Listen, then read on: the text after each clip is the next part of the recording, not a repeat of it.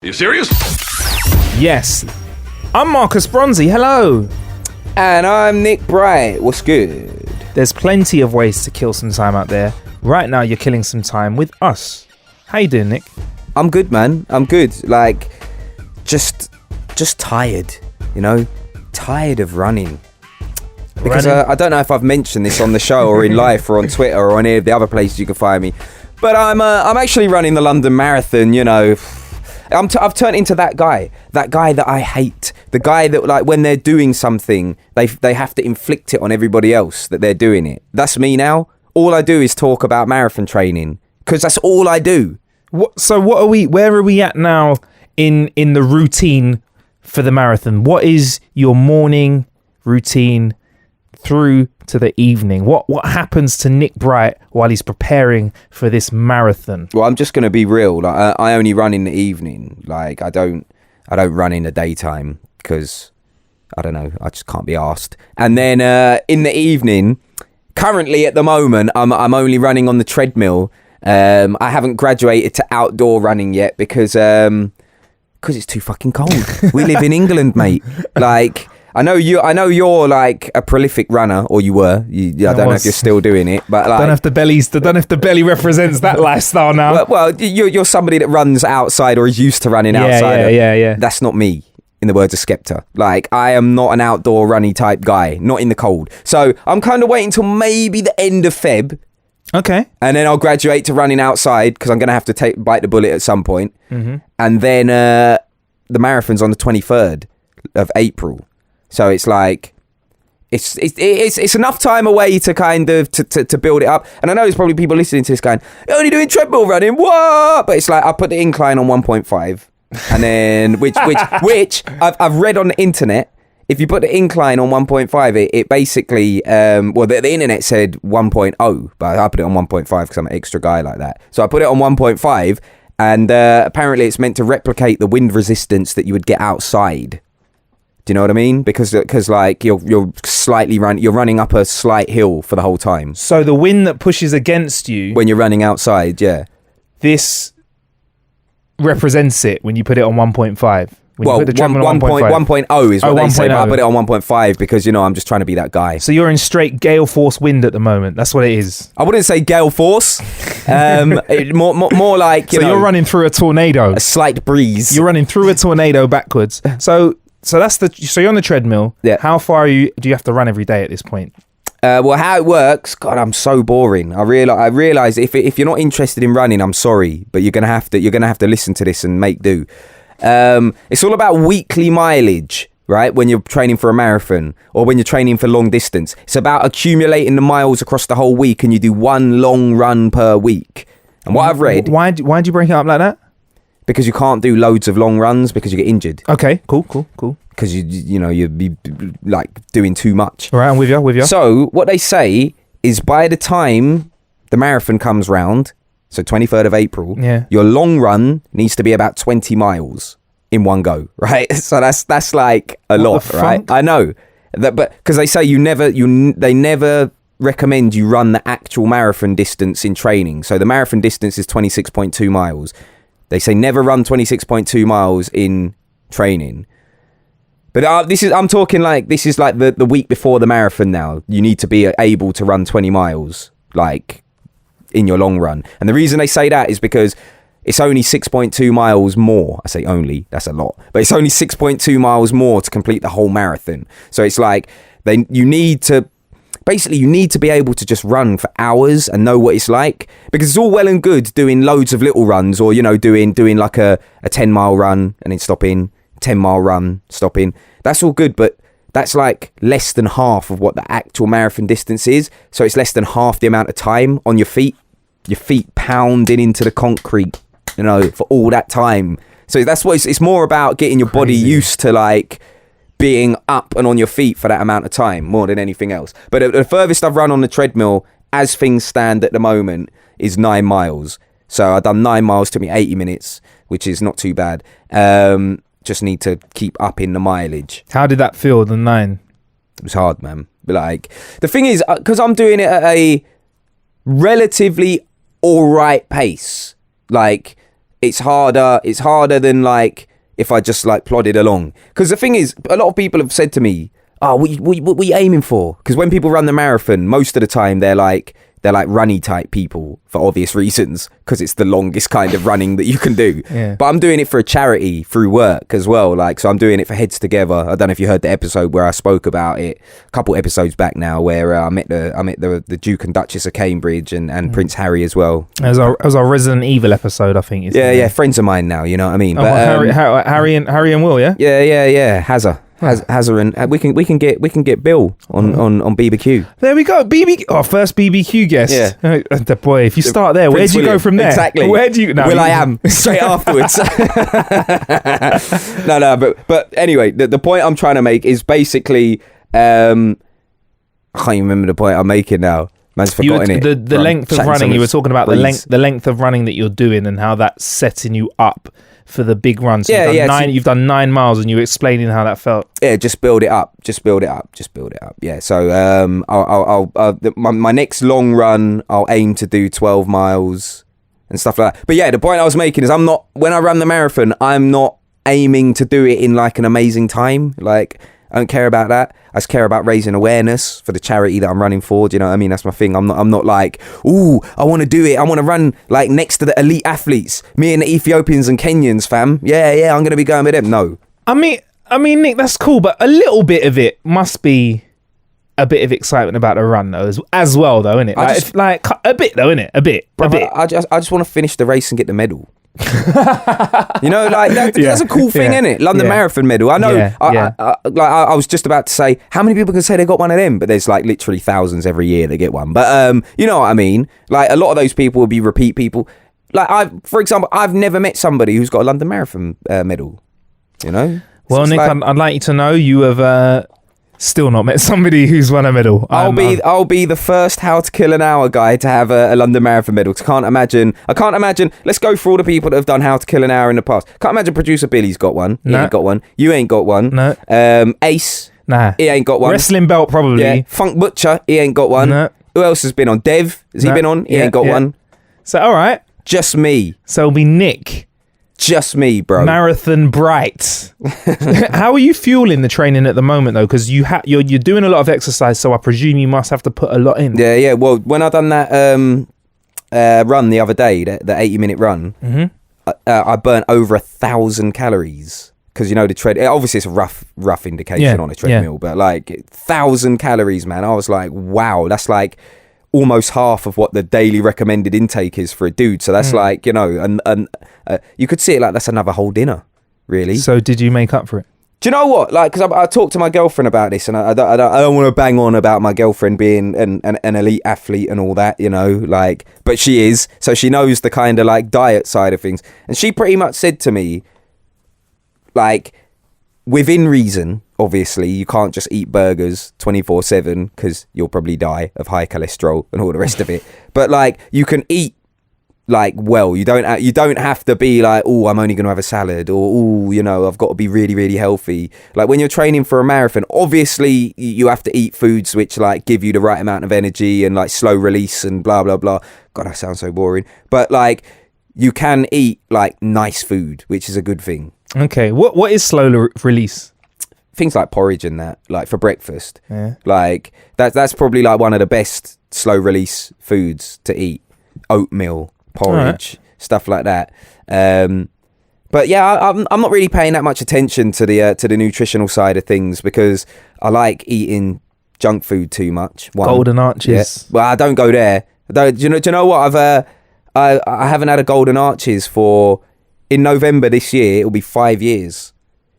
So wow. four and a bit years. Have you had a BK though? Yeah, all the time. Oh, you're nice. All the time. I was getting worried. Any other player, KFC, like they're all on for me apart from Max, basically. Oh, that's good. I was getting a bit worried about you. I just decided I didn't want to go there anymore. It was peak. I was going there 2 times a day sometimes. You were driving the shares up. Yeah. But how are you feeling any different?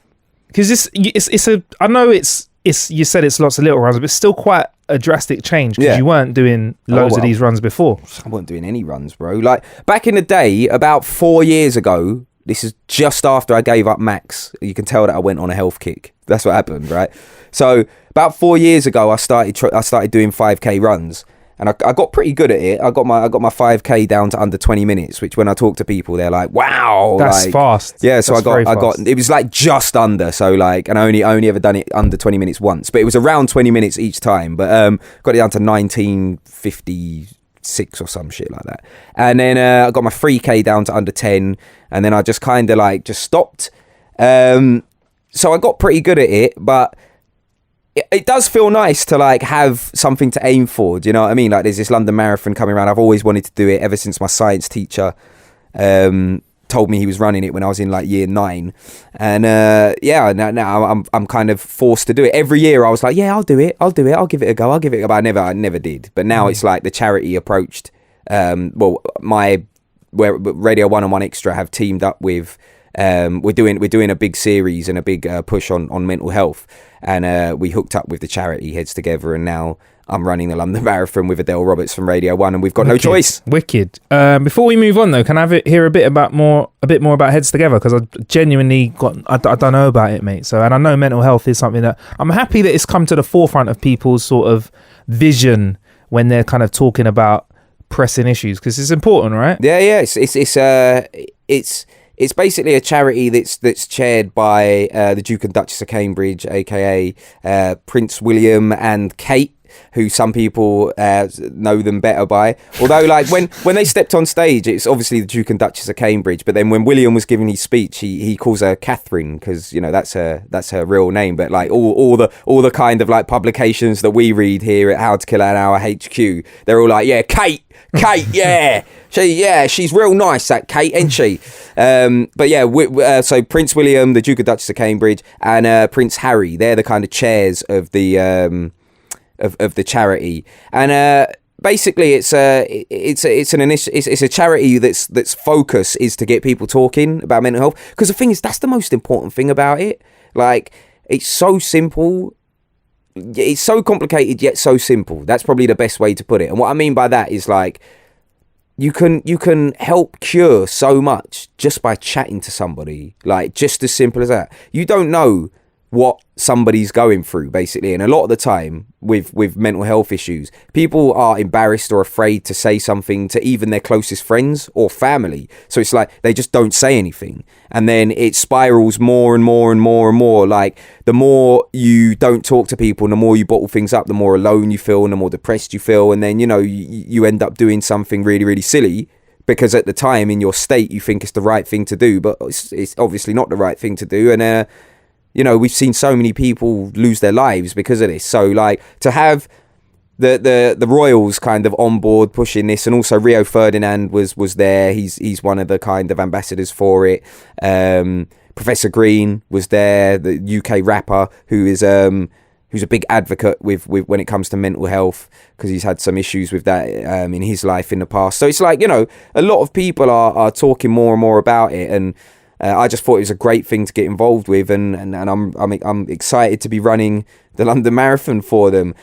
Although I'm excited now that I'm like, literally, I've got my hands behind my head, like, like in that position where your hands behind your head, like laying back on the chair. I'm like, yeah, 23rd of April, Heads Together, London Marathon, yeah, it's all good. I'll be scared, man. 22nd of April, I'm gonna be like, yeah, I'm not for that. So how long until we can start playing your tune, Nick? Like, we're gonna call this so how long till we can start getting involved with tunes like this? From now, I think. From now? Yeah. What, so every time you're on a show? Yeah, intro music. What? On today's shows, Nick writes. Yeah. That's what I think. Really? All right, cool. All right, maybe not today's show. Maybe a bit closer to the time. What a tease you are. Yeah, well, we can't have it all, Nick. Not we can't have it all every time, all right? All right? I fancy a Rocky bar now as well. Oh, yeah. That's the music for a Rocky. That was a good chocolate bar. Anyway, speaking of running, we've been doing some time running again. Look at that segue. Hey? Oh, my God. Hey? Speaking of running, hey? Should get a medal for that, innit? Fuck the marathon, mate. I need a medal for that Segway medal. So one of the first ever escape rooms we have done at How to Kill an Hour, and probably one of the first few times we came out of the How to Kill an Hour studio to kill some time on something that wasn't app-based. was when we went to go and see Time Run, an experience that we got involved in last year, myself and Nick, called the Lance of Longinus. I think it might have actually been called something else. I'm not gonna lie. I think it was called something else. And just to add to your wrongness, I think. All right, so. I don't think it was me you did this one with, because this is the first one that I went to. The first escape room that I went to with you. All right. Was We've just done so many. The first escape room I went to with you. Well, the first escape room that I ever did was was Escape the Crate, but I wasn't with you. Yeah. You weren't on my team. You were on a rival team, and we beat you. Me, all right. Yeah. I knew that was coming. And then the first escape room that I think I did with you might have been. I think it was. Did we do one in East London somewhere? I have no. Mate, we've done so many. I don't know anymore. We've done so many. I feel like the first one I did with you was the one at Bank. Nah, that wasn't. That was the first one that we did solo together. That was the first one we did when it was just not solo, as a duo, where we smashed it, the two of us. Yeah, we killed that one. We put the Queen's Jewels. Okay, well, anyway, that was good. Yeah, we make good bank robbers. Well, so, all right then. So, a year ago, one of our first escape rooms that How to Kill an Hour did. That's better. Don't edit that out as well. I know what you're like. You're editing out. We'll leave that in. We'll leave that in. Keep the gold in. Was Time Run, and they were very happy with our achievements on the night, and they invited us back to their brand new escape room, which was called the Celestial Chain. So it's an escape room, but I like to think me and Nick in it, we always find our own little twist, and this one's little twist was there was a theory of time. Yeah. In it, and the blurb for it is basically: a rogue goddess, once imprisoned, has broken free of the celestial chain. Gather what you need to bind her once again, or risk the end of the world as we know it. That was such a rubbish way to do it. Like, all right. A rogue goddess, once imprisoned, has broken free of the celestial chain. Gather what you need to bind her once again, or risk the end of the world. You sound a bit too happy. You need to be like, a rogue goddess, once imprisoned, has broken free of the celestial chain. Gather what you need to bind her once again, or risk the end of the world. All right, Nick. As we know it. Right, there's one thing missing from this, right? Are you ready to go again? Sorry, hang on. Hurts my voice a bit, you know. This is what makes me money. All right. Dickhead. It is. It's true. All right. A rogue goddess, once imprisoned, has broken free of the celestial chain. Gather what you need to bind her once again, or risk the end of the world as we know it. Bosh, there you go. I like that. They can have that for free as well, you know, just because I'm a nice guy. No charge from Nick. Yeah. So yeah, we basically... it's Natalie@wisebuddha.com if you want to voice me, if you want to book me for voiceovers and stuff as well. Yeah. Your mic was crackling and breaking up. I didn't hear that. It was Natalie@wisebuddha. Yeah. It's breaking up a little bit there. Everything's an advert, man. So yeah, we got sent this.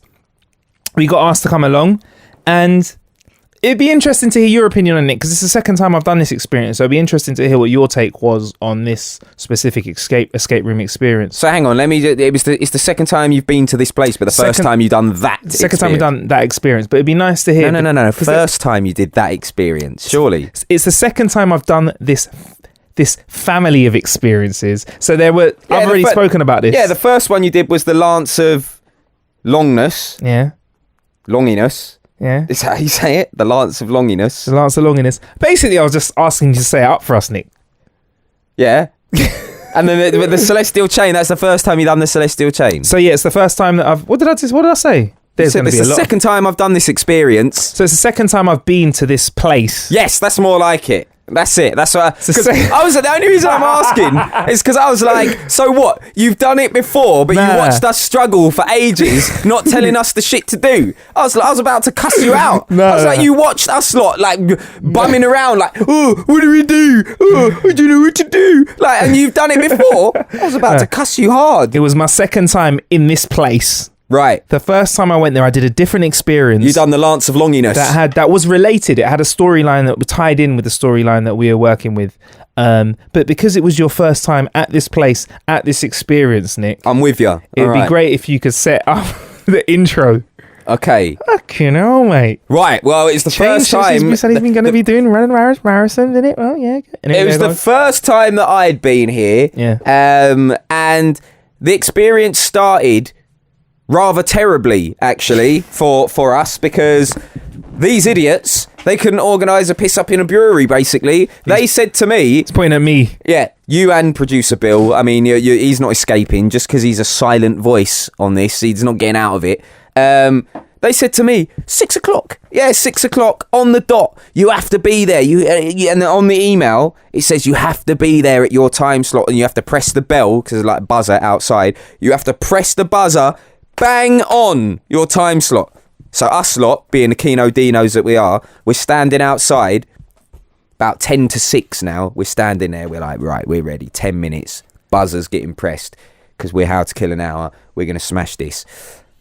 Next thing I know, 3 or 4 other people roll up to the door and they're like, oh, hi guys, hi. And we're like, hi. They're like, are you here for the film? We're like, yeah, 6 o'clock innit? And they're like, oh, but like we're meant to be going on at 6 and then we were like, no, we're 6, coming mad confident, like, shut up, you lot don't know, we're at 6. Who are you fools? You to question our knowledge, you suckers. Obviously we didn't say any of this, but it was all implied in body language and the telekinesis, spidey senses amongst each other. We all knew that these other guys were chumps, right? And they were going to get told they were chumps by the people when the people come out. So 6 o'clock comes, we're all standing there now, massive crew of us. And then, oh, hello, is that the timekeepers? Or whatever the guy said. Time runners. And we were like, yeah, we've done a load of these now, we're pros.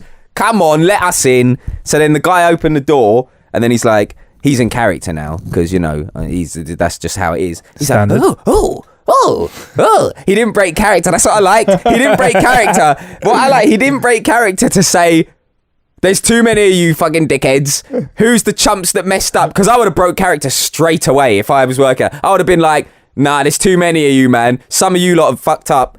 You'll have to argue it out amongst yourselves. Check the emails. And then you lot, the ones that are wrong, can piss off. But he was like, he kept it real character. Yeah, he did. Done the whole thing. And then the other people, we let them in first because we are courteous. So they stepped in.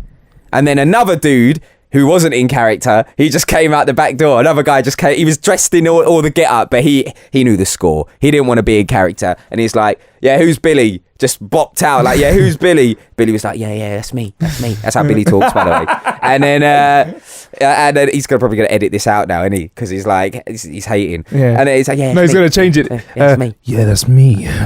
Yeah. Yeah, I don't think he will. We've all heard him on the dating episode. But anyway, so basically, he was like, yeah, that's me. And he's like, oh yeah, you guys are here at 6:15. So I was like, after we mugged off the other people, we weren't like, this is the thing, because we're cool guys here at How to Kill an Hour. We're not dickheads, all right? So we weren't rude to them at all. But like, I think that they would be able to tell that we were very kind of like puffing our chests out, like, we're on at 6. Yeah. You lot don't know. Like, yeah. I think they'd be able to get that vibe. And yeah, it was just a par because we were on at 6:15, and then we had to go and just like hang around outside because you have to press the buzzer at your time. So we had to wait around for another 15 minutes, standing there. I almost felt like saying, "Can't you just let us in now? It's freezing out here, bruv. Just let us like loiter." Nah, you got to get there at your time, not late and not too early. That's it. Just right, like Goldilocks and the Three Little Bears, isn't it? Just right. Not too hot, not too cold. So you've experienced Nick doing this on the show. You better believe that Nick was talking just like this for the whole 14 minutes extra that we had to wait or the 15 minutes before we hit that buzzer. Nick was giving all the degrees. That's what it was. All not the third of you degree. lot. All the degrees. The first, the second, the third, the fourth, the fifth. It went all the way up to the 50th. Like, oh, for fuck's sake, we're and then it was like, time to ring. All right, I'm cool now. I was moaning for the whole 15 minutes. It went quick though. It did. Well, yeah, for you. Yeah, you were busy. Flew by. You were busy. For me. Yeah. So we pushed the buzzer. And we entered, and I've got to say, the design on the outside of the door looked pretty cool, actually. Yeah, I've got to say, like the experience starts from the very beginning. Do you know what I mean? I think it's one of the first ones that we've been to where it is kind of like that. I guess the one that was in the disused tube station as well, kind of by default is a bit like that anyway, because back in the war, like they were using tube stations as bomb shelters. So by default, that kind of did as well. But this does in a way that one didn't. And what I mean by that is this one had been specially built. Like, so the front door, which if you go there, you see straight away, you can tell it's the place you need to go because it looks kind of, what's the word I'm looking for? It looks almost like Indiana Jones like vibe. Do you know what I mean? That's what it looks like. The Temple of whatever it was, Temple of Doom, is that what it was called? Yeah, that's it. I'm too young for that. You got Doom written on your t-shirt as well. I should have known that. Computer game. Yeah, computer game Doom. You get a free one for that. Well, I got a free t-shirt. So you're just advertising their game just like that, and they're not paying you. I said the t-shirt was free, mate. That's why all my clothes are plain. I said the t-shirt was free. All my clothes are plain, man. They're not paying me. Just the t-shirt was free. I didn't talk about what I get paid for wearing the free t-shirt. Do you know? I'd love to be Hollywood. I'm just lying here. Yeah. I'm just pretending to be Billy Big Bollocks. But like, and that's not our Billy, by the way. He's Billy Small Bollocks. But I would love. Wouldn't it be good to be so Hollywood that you can just like demand to be paid for wearing shit? One day, Nick. Amazing, like David Beckham. Imagine being David Beckham. Oh, I really like that nice BMW car. You ain't paying for it. You walk into a BMW dealership, they're like, oh my God, oh, do you want one? Like, in fact, he won't even walk to the dealership. His fucking agent will just contact BMW and say, David's really interested in the new M4. Can he have one? Yep. Like, bosh. That's life. Man. I want that. We need to get How to Kill an Hour to them levels. All right, 2017. Yeah. By the end of it, we got this. Yeah. Nice. I think so. Anyway, back to our celestial chain. So we got in there, and you're right. It set the scene straight away. Got let into a room where there was loads of artifacts from all over time, and I gotta say, it's not the shortest ever safety setup that we've had. No, but they're very thorough. They are very thorough. Because the sets are quite intricate when you get in there, because you're in more than one room. Yeah, and I think it's fair to say, you know, if you've like they have to assume that you've never ever done it before, like ever done an experience before, because you know if you hadn't done one before, you do need to know these things, because one of the things that they say in these experiences, and it happens in a lot of them, they say most things, like if they don't move, don't force them to move, kind of thing. Where and what they mean by that is, if you try and move something and it doesn't like move really easily, don't snap it or break it, because guys like us would definitely snap it and break it if we weren't told that. We'd be like, there's some bars. Oh, what you got to find a key for it? Nah, let's just like bend the bars open. Like that would be our style. Yeah. Because if this was real life, let's be honest, right? If this was real life, as in like you were actually trying to do these things in the real world, you wouldn't give a shit about finding a key, bruv. I'd be like, give me that crane and let me smash through these bars now. Like, give me anything I can get and I will smash through. Like, that's just the you know what I mean? Give me a hammer. Yeah. That's it. Give me a rock and I'll smash it. And you kind of have to remember that when you're doing these zombie ones as well. You know, like when we done the Z Events one back in the day, the zombie apocalypse. Like, it's kind of like, you can't really hurt the people that are dressed up as zombies, because then you will be arrested. Whereas in real life, it would be like, I've run out of bullets. Let me use the other end of my gun to smash this zombie's head in. Like, that's kind of what you would do, you know, like in a real life zombie apocalypse. Nick just keeping it real, saying what he would actually do in real. I think he'd be handy in a zombie apocalypse. I've been watching a lot of Walking Dead lately. What can I say? I'm on season 6. I've basically binged it. I've gone from all the way through in about 2 weeks. So smashed it. Yeah, nice one. So we got in there. Yeah. What were your thoughts on the story, Nick? We got the backstory beforehand. What were your thoughts? I thought that it's a good story. It leads on. Correct me if I'm wrong. It kind of leads on to the from the first time. The first time I didn't go there. Yeah. But I feel like it was a little bit confusing. Like I didn't get it completely. Like what I was doing. I was just like, cool. I kind of just like. And I mean this in the most respectful way possible. I kind of just let the story pass me by, because I was like, I don't really care. I just want to get in and do the shit. You know what I mean? I just want to get in and find the shit. That's kind of what I did. Because essentially the story, you'll get the payoff anyway, even if you don't understand what the hell's going on. Like, it's just a lot of these escape rooms is about finding shit. Do you know what I mean? So it's like I wanted to get in there and just look. So that's kind of how I felt about it. Because not only did you get the safety briefing, you then had to go into another room and sit down on 2 benches, kind of almost like, facing each other. Because there was 4 of us in the team. And there was another like briefing that was on video. And it's like you had to watch this video of the main girl whose name escapes me. Yeah, I can't remember. Yeah. Sorry. Whatever her name was. Basically, yeah, and then she came up on the screen and had to chat to us, and yeah, it was. I was kind of not really listening then either. It's kind of bad that I'm just not a good listener. We ran gung ho into the first room, and obviously we don't want to spoil details of the rooms, but again, I want to say that like the last time How to Kill an Owl went down to this experience, they definitely use a space very well in terms of they've obviously got a space that they've created these rooms in, but I didn't have any idea where I was, and I like that. Like when we went in there, I was like, oh yeah, clearly we were just a couple of rooms away from where I had no idea where we were.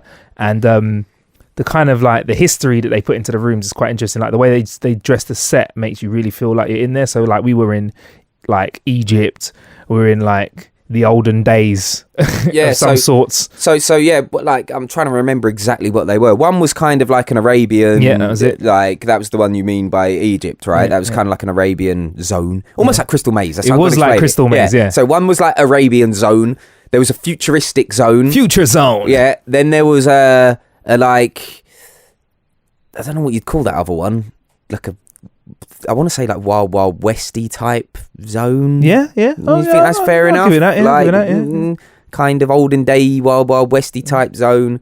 But yeah, it was really, really cool. Like I feel like it was like we said, from when the front door was kind of crafted and designed as well as it was, I knew that the inside, if they've taken that effort to bother doing the front door in that way, do you know what I mean? I knew that inside would be good. It's interesting what you say as well about you didn't really know kind of where you were and stuff. For me, I kind of got the shape of the building, but like because we kind of went in a bit of a horseshoe shape, if that makes sense. So we went through one room and then like circled back on ourselves, but on the other side. If you're following me, I think that's kind of the kind of direction we went in. But I'd love to know how big the space is. I know it sounds like a really boring thing to say, but it's like how many kind of rooms are in that unit, and how many people are going at. Well, like the space must be pretty big, right? Yeah, and plus. Yeah, and I don't know. I've no idea, mate. I've no idea. Like, it feels like because there's also 2 experiences there as well. It feels like the space is massive. Yeah, it must be. And one difference between this experience and the last time How to Kill an Owl went there, and I think some of the experiences that yourself and I have done, Nick, is that it was quite challenging. Yeah, we've done a few of these things, so I'm not saying we're the best, but we're good. We're not bad, We're not bad. We're good. We're good. Basically, we immerse ourselves into the immersive experience. Yeah, we get involved. Yeah, because I feel like you have to. I've said that before on the show as well. Like, you get some people that are a little bit like, yeah, whatever, like, it's only a game. Not us. I'm in it to win it. From the second we get in there and they start saying, so how do you think you're going to do? I'm like, we're going to smash this, bro. Yeah. I was giving it all that, wasn't I, to the guy. You were. They were like, how much out of 10 do you think we'll how well do you think you do out of 10? We were like, yeah, 7 or 8. Nick's like 11 or 12 minimum. Which is not possible, but Yeah, for you, you had that glint in your eye. There was no talking to Nick. But it was challenging, and for us, that was good. I mean, it was other games that you do get a lot more guidance. Like, you get a lot of guidance. Yeah. But with this game here, you really had to work it out. And there were some real complex things that you had to do, look out for, hold, hear, even to help you get things right. And I think they've taken this whole sort of case cracking part of it to a whole different level. Yeah. So if it was like, if you're not very good at this sort of stuff, I'd say maybe try the other story. But if you're up for a good old challenge, try this, because I liked it. At some points, I was just standing in the room, scratching my head, going, yeah, we were baffled. What? But when you did get something, though, that meant that it felt extra sort of rewarding. it's super rewarding. Like, you know, it's almost like the payoff for me. I relate it to like when you're stuck on a really hard level on a computer game or whatever, and then you beat the level. It was like reward. But similarly, when you don't do as well as you could have done, like, it's annoying because like there's time limits. I think it's worth mentioning that there's time limits in each area that you go to. So it's like, you know, without revealing too much, you'll be in one zone or whatever, and then the door will open, and you have to leave that one. As soon as the door opens, you can't like hang around because obviously I think the way it works is there's another group of people kind of behind you, like, and you all work through it. Do you know what I mean? Like as it goes along. So like when the door opens, you have to go. And there were some occasions where it's like we were just working something out, and then the door opened, and it was like, there was one zone where we were just shit. We just flopped it. And you know, again, I don't want to reveal too much, but and you really do have to work together as well. Like I think they recommend in terms. I think we recommend here 4 people. Like I know you wouldn't do it 3, 2. I don't know, like 2 would be hard, man. Like, hard, man. It's weird because it's all to do with how well you work, though. Because some might say 2 people, it's less less voice. Do you know what I mean? It can get a bit confusing if there's bare voices. True. You know, like yeah. But like, I would say 4 people's good because in some rooms it's like there is enough for 4 people to be getting on with. Yeah. Do you know what I mean? Like, like there's like things you need to find or whatever, and it's like 4 people can each look for one each or whatever, rather than like you have to one person doing one thing and then you finishing that one and then running to another thing to find out. You know what I mean? Exactly. Well, they say 3 minimum on the site, and 3 minimum, maximum 6. Yeah, so you can get involved like that. And 3 minutes. We should have pitched 2 then. Do you know what I mean? Because we're them guys. We them boys. Yeah. So yeah, and also it's pretty family friendly, if I'm honest, as well. Pretty clean. Yeah. Like some of the zombie stuff we've done, definitely not. Yeah. This is cool. And yeah, man, if like I think they recommend it for team building exercises and big old companies and stuff like that. So it's well worth, if you've got like an office do or something like that, and you're all right with splitting up into teams, maybe going and doing that. And if you're a fan of escape rooms, check it out as well. Like I said, it's a good challenge. I enjoyed it. The acting was on point, you know. Yeah, really good. I'm just checking the site now, and it says that children from the age of 10, as long as they got adult supervision, if you're not with adult, it's 18 plus, obviously. But so you can go there if you got kids and stuff as well. Boy, man, I might take my niece and nephew there. Still, you know what I mean? Do you know what? Would you do the same level again and look at them like, you fools? I'd probably do the other one though, only because I ain't done it. All right, fair enough. My niece and nephew ain't actually old enough yet though, so I got to wait a few years. But as soon as they're 10, I'm taking them, man. I'll be like the cool uncle. Book the tickets now. time-run.com. Book it now. Brexit's making everything more expensive. Yeah, it'll be cheaper now. Yeah, with inflation, hold those tickets. But yeah, that was Time Run. We'll put a link to it in the description of the show, and also everything we talk about on How to Kill an Hour. Well, not absolutely everything, but the big things that we talk about are at howtokillanhour.com/blog.